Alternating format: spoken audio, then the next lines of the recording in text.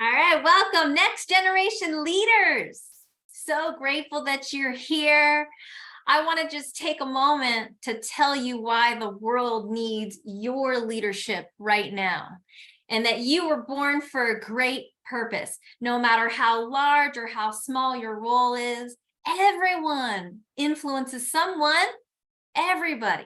I want to remind you of the incredible potential that's within each and every one of you. See, the world is in desperate need of your leadership, your passion, your vision, your ideas, everything that you have to bring to this world. Everyone's unique. We were all created completely differently for a specific reason, because only you can reach or influence that one life. Even if it is just that one life, you've made a huge difference in your life. You have the potential to tackle global issues like climate change. You have the potential to solve for inequality. You have the potential to solve for poverty and homelessness that's going on right now, more rampant than ever. And as my pastor, Rick Warren, who wrote A Purpose-Driven Life, he said, we are created to live a life of significance. We're not just here to take up space, but we were all born to make a positive impact in this world. And you know, this world can feel overwhelming sometimes. We live in a digital world where things are coming at us all the time, notifications, messages, all the digital stimulation. It's coming up so fast, and it's easy to feel overwhelmed. It's also to feel completely connected to this world in so many ways, but so lonely and isolated at the same time. And I want to remind you not to worry about your failures as you're moving forward each day in life, but for you to focus on to actually worry more about the chances that you miss when you don't even try. So embrace the challenges, learn from your failures, seize every opportunity to grow, and your resilience will inspire others to do the same. Nobody loves the person that's already successful, or everything's so easy for them. We all love the underdog. We all love the story of the person that had to overcome challenges. We root for them louder than we root for the person that was born with a silver spoon in their mouth, right? But of course, even that person goes through the challenges that they have. And I want to remind you that leadership is not about titles, positions, or flow charts. But leadership is about touching one another's lives, one person at a time. And your influence can create a huge ripple effect of positive change, spreading far beyond the people that you just know. I mean, whatever you say today, someone might repeat to someone else, who someone posts on social media. And now that amazing comment may have saved somebody's life across the world. And I want to remind you that leadership is not about perfection. It's about you being authentic. It's about you being you. It's about you being humble. And it's not about seeking power for ourselves, but it's about empowering others. And I want to introduce myself to you. I'm honored to get to be one of your many mentors over the next 4 weeks, as we're here on Thursdays in August together at 12 p.m. Pacific time on the same link. So save it in your calendar. But I want to share with you that I was 24 years old when I started and embarked on my journey of success. And success can mean different for every different person. Here, it's your own definition of what that is. For me, I just wanted to not be struggling financially anymore. I personally had over $40,000 in credit card debt at the time. It was overwhelming. Every month the bills would come, I would want to cry. I also went through broken relationship to the next broken heart to the next relationship, where for some reason, whatever was going on, I was just not attracting long-term quality relationships. They were all like no more than a few months, and then left with a broken heart.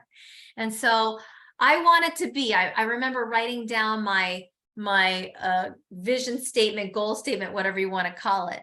I wanted to be a financially free fiance.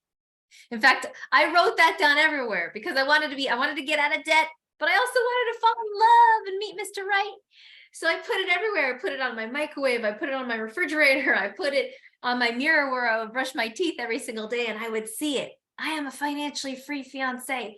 I am a financially free fiance. And some days it didn't feel like I was headed in that direction because the next bill would come and I would have to use my credit card again just to buy groceries to get by.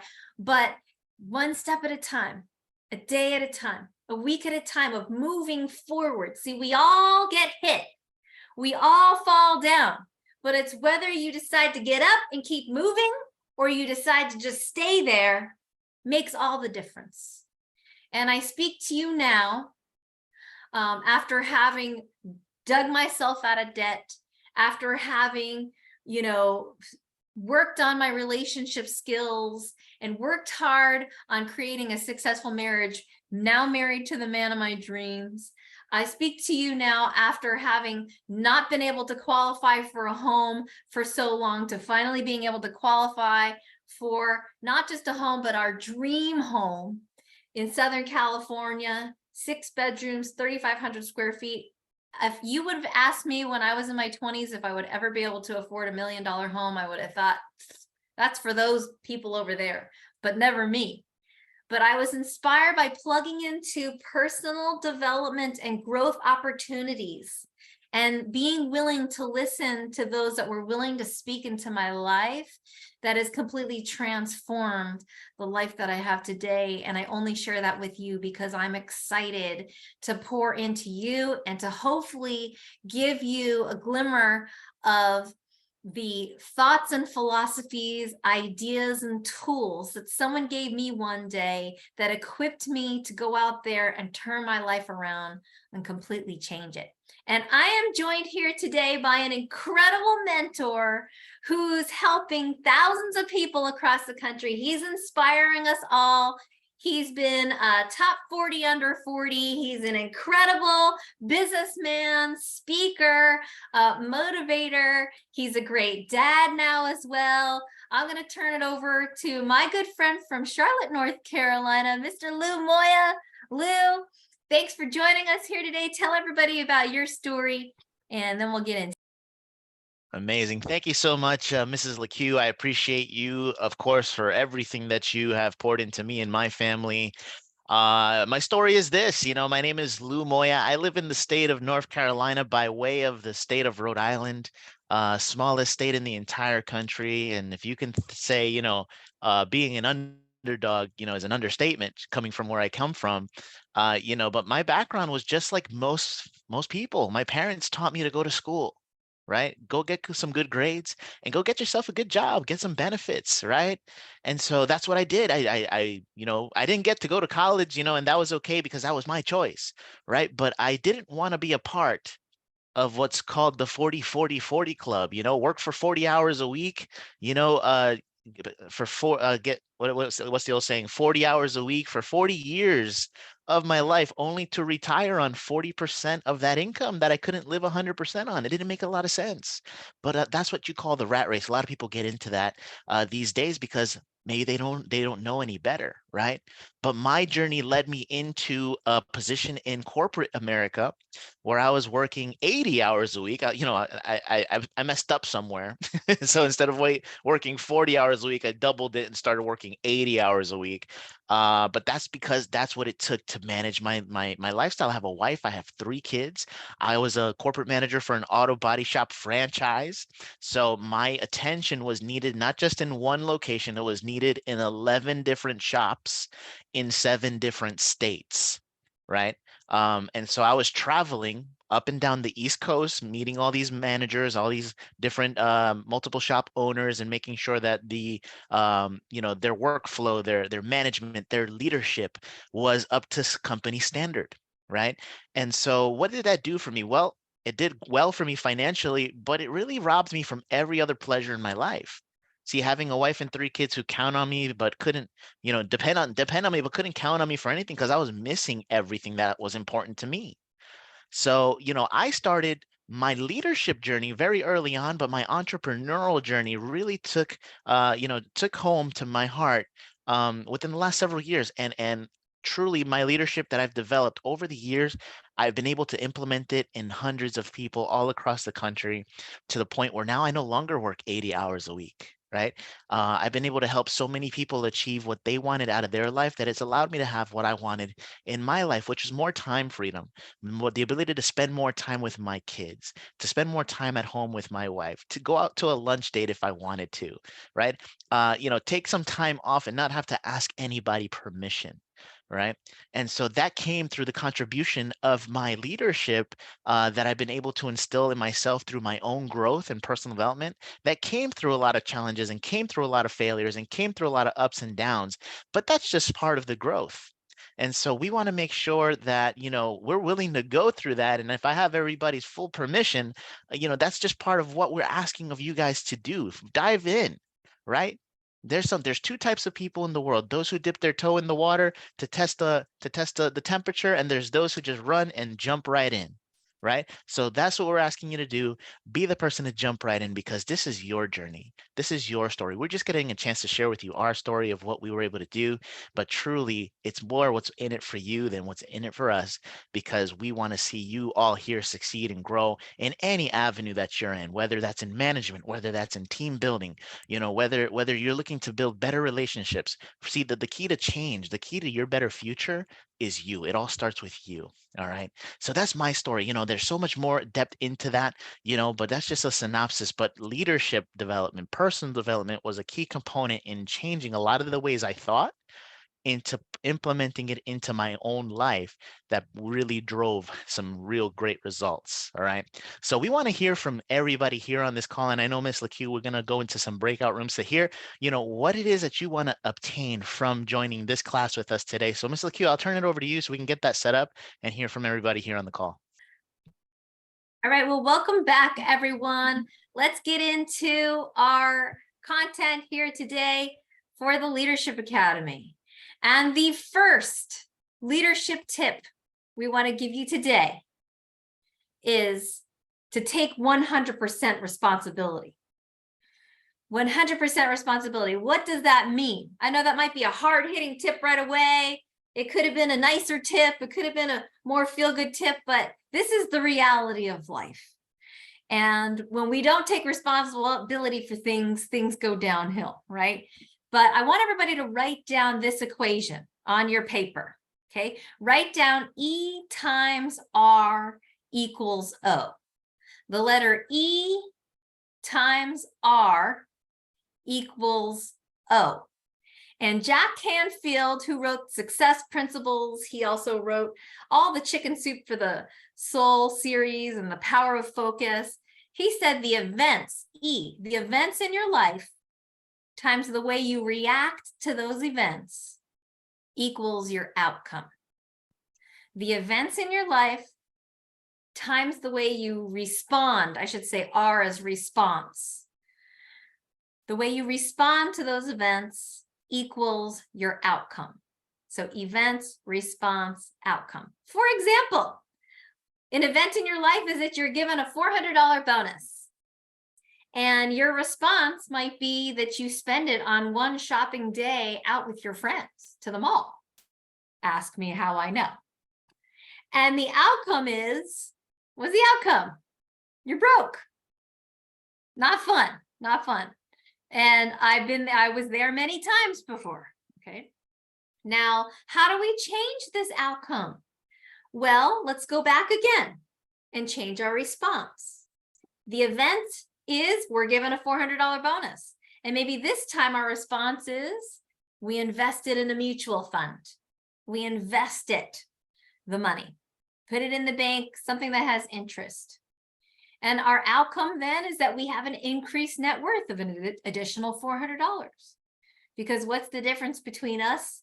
If we make $100,000, but we spend $100,000, what's different than between us and the homeless man that's living on the street?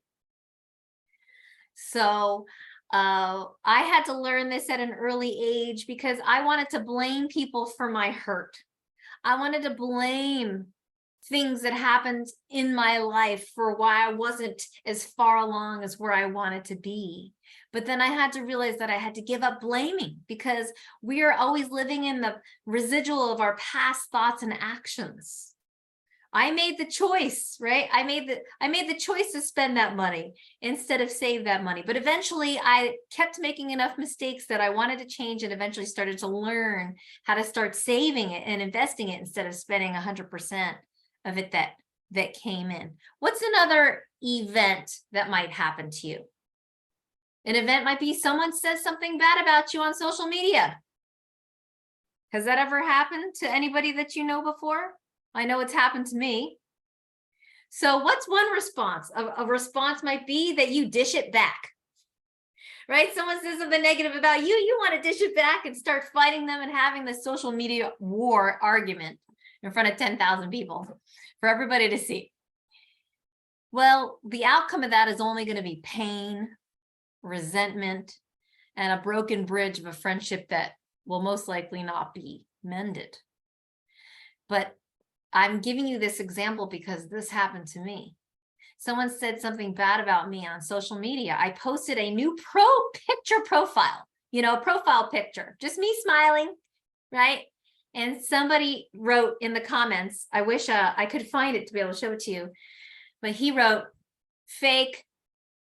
That's what he wrote. He wrote fake. And so I could have responded back in multiple ways. And I went back and forth. I actually wrote a response and then like deleted it, and then wrote another response and then like backspace, deleted it again. But I decided to respond with love. And I said, what's fake? His name.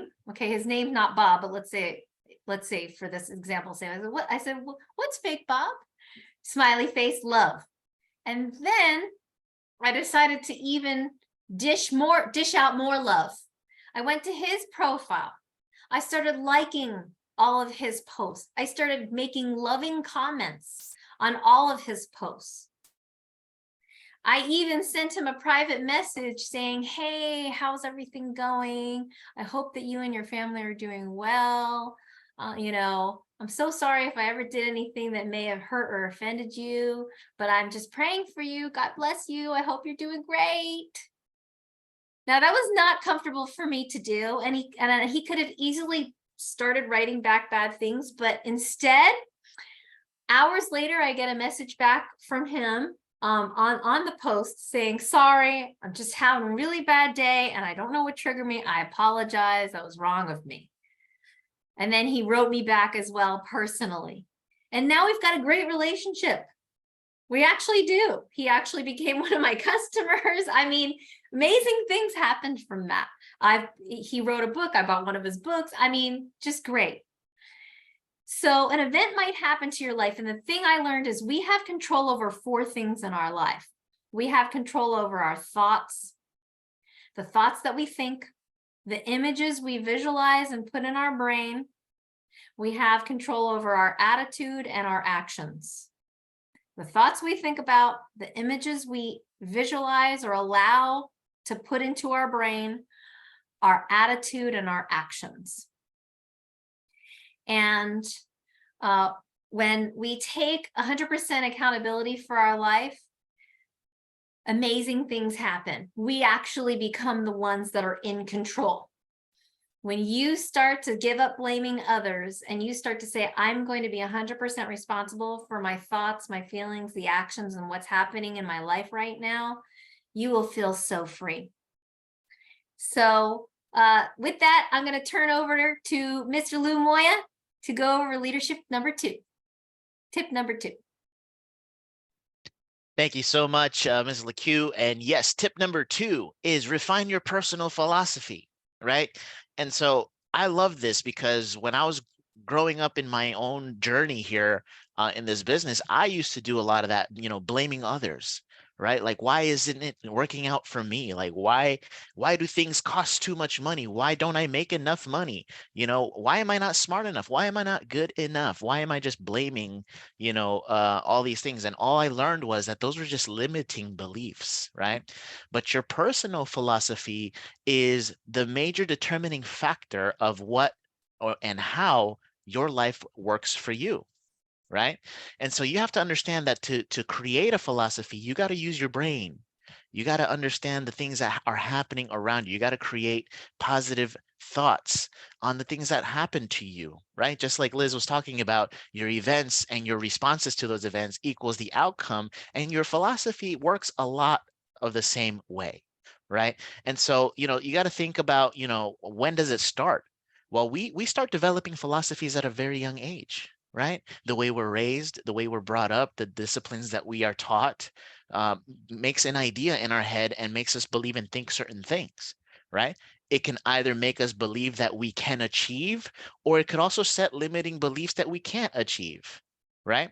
But the best thing about a philosophy is that it can change, and it change because it starts with your personal philosophy. So this is where that refinement comes in, right?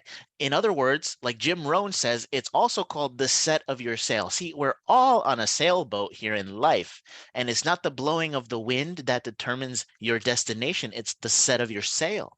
It's about setting up a better sail this year than you had last year by changing your thought process, changing your philosophies, taking those events that happen in your life, having better responses so that way you can obtain a better outcome. Does that make sense? And so, instead of blaming the government, instead of blaming the creditors that keep calling your phone, instead of, blaming yourself for not, well, the only person you can blame is yourself, but, blaming that you're behind on your promises and blaming that you have pennies in the bank, it doesn't come down to that. It comes down to the response to those events. See, I believe that one of the best things you can ever say to yourself is, I've had it, enough is enough. And from this day on, most powerful things to refine your philosophy, right? And so we got to understand, like, those events that happen in our life are what gets us to where that is. It's a pain point, right? And it becomes your why. Your why is an acronym that stands for what hurts you. Because when things are painful in life, that's when people are moved to action. When the pain of staying out the same outweighs the pain of change, that's when change happens. But it will never happen if you do not refine your personal philosophy, right? Think about where we live today. We live in America, right? Which is, everybody's known to call it the land of opportunity, right? So everybody has that same opportunity. We all have the same, the same opportunities available to us. See, the difference between somebody who grabs hold of an opportunity and somebody who doesn't, it depends on your personal philosophy. I always learned, and I heard this so many times in my journey, that the word poor has an acronym, right? POOR, people overlooking opportunities repeatedly, right? That's a very powerful acronym. And so when you find yourself in a position where I'm not making enough money, maybe you have a poor mentality, maybe you have a poor philosophy. Can that change today? Sure it can, right? But that's up to you. See, you don't go back unless you want to go that way. See, we all can choose to make better strides, to do better things, to do today what others won't, to have tomorrow what others don't. But it has to start with your philosophy, right? The key to your better future is you, right? So refining your philosophy by building yourself with a better attitude, by having better responses to the events that occur in your life, are what will bring you the best outcome possible. So define what that is for you, right?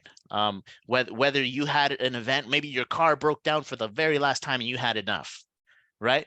Maybe you're going to grab a shotgun and put a couple of rounds in it and say, never again will I drive this car. But not only will I never drive it, nobody else will ever drive this car. See, that's called a decision, right? And the word decide means to kill. If you can believe that, it means to kill off any other option. Any word that ends in the word side, like homicide, genocide, all means to kill. So when you make a decision, it just means to kill off any other option. I will never again settle for being broke, being overweight, being poor, right? Those are your mental philosophies that'll allow you to create the life that you want. It is the determining factor of how well your life will or will not work. Before you can ever think about becoming a leader, you got to refine your own personal belief, because being somebody worth following means you yourself are somebody who's worth leading, right? And the first person that we need to learn to lead is ourselves. So that is what tip number 2 is all about. Just find out what your personal philosophy is, gather it up, unlearn everything that you've learned, and pick up better disciplines for the future. Okay. So Miss Lequeux, I'll turn it back over to you. That was amazing, Lou. And it is so true. The way we think really dictates our attitude, which then dictates our actions, and having that all is based on what our personal philosophy is. So let's go into another breakout room, everybody. I'm actually going to put you back into the same room because I want you, because you're getting to know your partner. And then next week, you'll have a different partner. But let's discuss whether if an event happened in your life, something that happened in your life that may have affected you. Did something happen that really affected you? How did you respond to it? If you could have responded differently, would have you responded differently? And what could have that been to have had a better outcome? Let's go through this exercise together.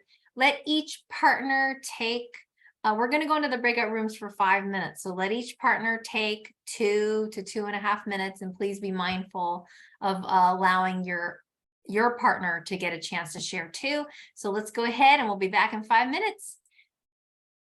And welcome back, everybody, from the breakout rooms. Hopefully you guys had a great time. Let's go to leadership number 3. Leadership tip number 3 is think like an owner. Think like an owner. What does that mean? Think like a business owner. You got to have the business owner mindset versus an employee mindset. I'm not saying you have to own a business, but what I'm saying is if you want to get to the top in your company sometime soon or someday, we need to learn how to think like how the business owner operates. There's a difference between being a leader, which is the business owner, and a follower, which is the employee mindset. So does a business owner arrives early, right? The business owner arrives early for their appointments, to open the store, to do what they need to do in order to make their business successful and to be there early and on time for their customers. Employee mindset might be, hey, it's okay if I show up right on the start time or a few minutes late. And what does that say to people about our character when we show up late? Hey, if they're showing up late for this networking appointment, how are they going to treat my referrals that I give them? You know, or man, this person shows up late. Is it always going to be like this? I don't know if I want to, you know, keep them as my servicing person who's doing my, you know, whatever it is that your role is, serving customers. So having that owner mindset. How about what's best for the customer?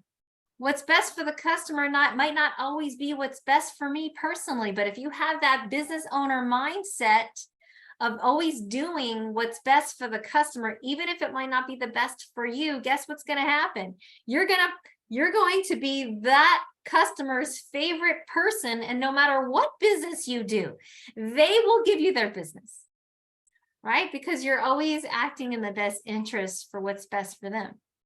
Do what you say you're going to do. If you say you're going to do something, then do it. Don't commit to something if you're not 100% able to do it, just because we want to please people. There was a gentleman, I was in a networking group with him, and he is, you know, young and aspiring, wanting to eventually take over his dad's pest control company. And we were in a networking group, and we had a coffee date to get together to learn about each other's businesses and network. And I could have used his services. I actually wanted to use him to get rid of all the ants that come in summertime in Irvine, California, where we lived at the time. And guess what? I get there. He's not there yet, right? I'm early. He's not there yet. Few minutes after the hour, I text to just let him know, hey, I'm sitting back here on this table. I'm wearing pink. No response. 15 minutes in, still no call, no response. 25 minutes in, he calls and says, hey, I'm so sorry. I'm just running a few minutes late. I'll be right there. Great. So I wait for a little bit longer. Long story short, an hour later, he's still not there. So I call, I text him, I say, hey, do we need to reschedule? Is everything all right? Are you okay? Are you hurt? He goes, no, I'm coming. And what am I thinking in my mind?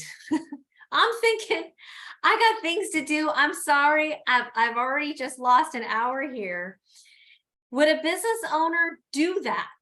We got to learn how to think like the owner instead of think like the employee. He's an employee in his dad's business. It's different if he was the actual owner.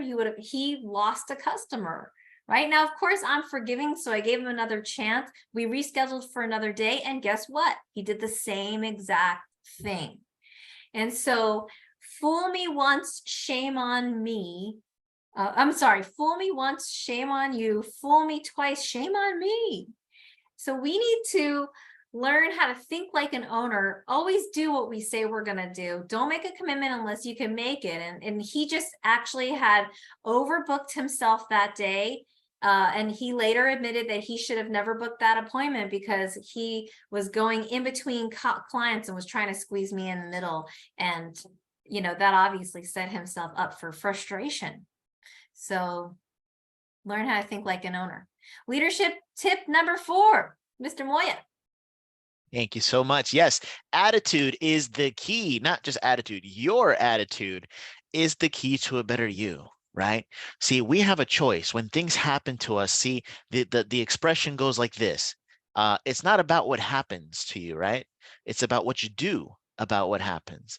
And we can either have a good attitude in life or we can have a bad attitude in life. When things happen to us, what's the attitude we're displaying? Right? Are we displaying a positive attitude? Are we the glass half empty or a glass half full type of person? Right? And when it comes to building yourself into a leader, right? Your attitude is everything because leadership, everything rises and falls on leadership. But don't you believe it rises better when your attitude is better? Right? Now think about it like this. Gratitude. There's so many things we could be grateful for, right? Just the mundane things in life. What do we have that we can be grateful for? Are we waking up with a grateful mindset? Are we waking up with a good attitude? See, I believe good attitudes begin with being grateful. So when you're grateful for the sunshine, when you're grateful for the rain, right here in Greensboro, it just rained today. And this morning I said, thank you, God, right? Because it's just been blistering hot the last several days. My grass started turning a little yellow and I'm like, oh, we need some rain, right? And when I saw it today, I was grateful. I felt blessed, right? A roof over our head, food in our bellies, right? The soil that grows the produce that we go buy, things that are so important and for life. Think about things that we have that make our lives simple, easier, more affordable, right? We have automation, we have processing systems, we have transportation, we have information available to us. Are we a grateful individual for those kind of things, or do we take them for granted? Right? Your attitude is a key to a better you. And yes, Sonia, thankful for running water. Imagine how many families don't have running water. What does that have to do with your leadership? Well, think about it. You can take these things that you're grateful for and turn them into equity and value, right? By pouring those kind of mentalities into the people you work with. See, as I was growing as a leader in my job space, we were in a breakout room. Mehdi mentioned that a lot of the people he had relationships with were older than him. Well, guess what? I was a 27-year-old corporate manager. The manager, the general managers that worked in the shops were in their 50s, somewhere in their 60s. Not saying that that's old. I'm not hating on anybody who's in that age range, but I was 27-year-old telling these people how to do their job. A lot of them resented me for that, right? So I had to really adopt a nice positive attitude, right? And it helps your leadership when you can be a person of outstanding attitude, right? Do we take stride in the negative things that happen? Well, if you can't change certain things, okay? There's certain things that you can't change. I couldn't change the fact that I was their boss, right? That was the position I was given because of my qualifications. If you didn't qualify for that job, that's not on me. Right? Maybe my attitude was better. Maybe my leadership was better. That's okay. I'm not here to say who was better, who was not better, but there are certain things in life you just cannot change, right? What are some of those things? Well, the seasons, right? We can't change fall, we can't change winter, we can't change summer, right? You can't say, give me 3 springs, I'll take 1 winter, or no winter, give me all summer. It doesn't happen that way, right? Jim Rohn says, when you get your own planet, you can rearrange the whole deal, right? But have a good attitude, because that'll duplicate for you. One of the best leadership tips that I've ever learned with having a good attitude is that it duplicates, right? You inspire another person other than yourself, and now you've just became duplicitous, which means your leadership, your inspiration will continue. This is a legacy that you just developed, right? How many people can say in a testimonial, thank you to you, your name, right? See, my goal in life is to have people walk across the stage saying, if it wasn't for Lou Moya, right? That's me. I can't wait to see so many people walk the stage, because guess what? A leader is someone who inspires somebody to do something that they wouldn't have ordinarily done had you not been the leader to inspire them to do it, right? But it all starts with a good attitude. You can never display a bad attitude to the people you're trying to lead, because it won't duplicate, right? So be a person of discipline. Be a person of good attitude, right? Because it's all about perception. The difference between success and failure is very simple, right? If you're taking notes, write this one down, because this is really key. Failure equals few errors in judgment repeated every day, right? What's an error in judgment? Having a bad attitude, right? Getting upset with your coworker, telling off another leader on your team, asking them, why weren't you there when you said you were going to be there? Making them feel small, right? That's what failures are. But what are success? Well, success is a few good disciplines repeated every day. Good attitude, being grateful, being appreciative of what you have. You might not be a millionaire yet, but be grateful for where you are, right? Be grateful that you have people that deem you worthy of being followed, right? Or being worthy that you can lead them to their next level, whatever that is, right? But as you grow, the law of the lid, you elevate your lid, you become a better leader, and you become worth more, right?